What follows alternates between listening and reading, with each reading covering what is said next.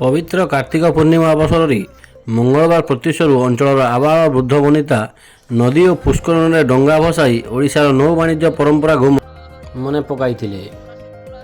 ଉତ୍କଳୀୟ ପରମ୍ପରା ଅନୁଯାୟୀ କାର୍ତ୍ତିକ ପୂର୍ଣ୍ଣିମା ଦିନରେ ସାଧବ ପୁଅମାନେ ବାଣିଜ୍ୟ ପାଇଁ ବୋଇତରେ ଦୂରଦୂରାନ୍ତକୁ ଗମନ କରୁଥିବାର ପରମ୍ପରାକୁ ବିଶ୍ୱାସ କରି ଏହି ଦିନ କଳାହାଣ୍ଡି ଜିଲ୍ଲାର ଧର୍ମଗଡ଼ ଅଞ୍ଚଳ ଚିଲିପା, ପର୍ଲା, ସେମଲା, ଲଛିପୁର, ପିପିଲି, ଆମ୍ବାଗୁଡ଼ା, ବଡ଼ଘୁମେର ଅଞ୍ଚଳର ପ୍ରବାହିତ ମୁଦ୍ରା ନଦୀ ଓ ତେଲ ନଦୀର ବିଭିନ୍ନ ଘାଟ ଏବଂ ବିଭିନ୍ନ ଗ୍ରାମରେ ଥିବା ପୁଷ୍କରିଣୀରେ ଶ୍ରଦ୍ଧାଳୁମାନେ ସ୍ନାନ କରି କଦଳୀ ପାଟୁଙ୍ଗା ଉପରେ ଦୀପ ଲଗାଇ ପାନଗୁଆ, ହଳଦୀ, ସିନ୍ଦୁର ଥୋଇ ଆକା ମା ବେ ଗୀତ ଗାଇ ପାଣିରେ ଡଙ୍ଗା ଭସାଇଥିଲେ।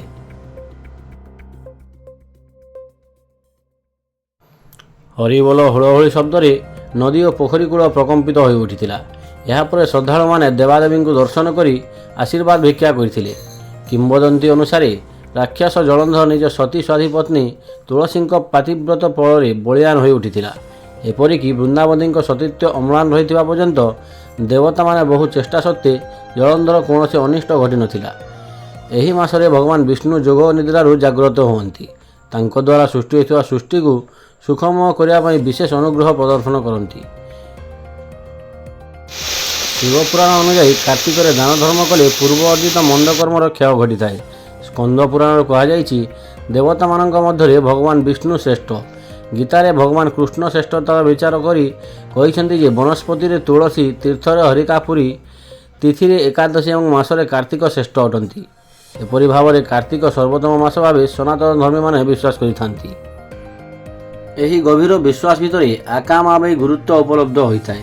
ଅର୍ଥାତ୍ ଆଷାଢ଼, କାର୍ତ୍ତିକ, ମାଘ, ବୈଶାଖ ଏହି ଚାରି ମାସର ପ୍ରଥମ ଅକ୍ଷର।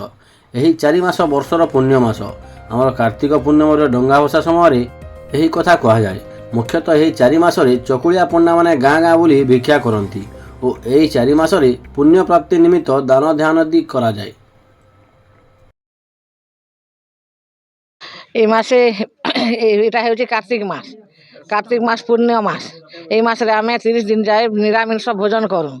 পাহান্তিয়া নদীরু যাই স্নান করি নদী তটরে বট পিপল, বৃন্দাবতী পিপল, অঁলা গছ আমি পঞ্চদেবতাকে পূজা করু। বালুকা পূজা করু। বালুকা পূজা মাসে করি আমি 33 কোটি দেবতাকে আহ্বান করি আমি ডাকু।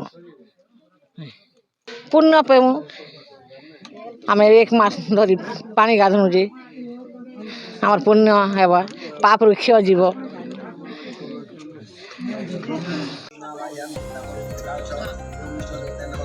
ଧର୍ମଗଡ଼ରୁ ଲକ୍ଷ୍ମୀକାନ୍ତ ଧଙ୍ଗଡ଼ା ମାଝୀଙ୍କ ରିପୋର୍ଟ, ସତ୍ୟର ସ୍ୱର।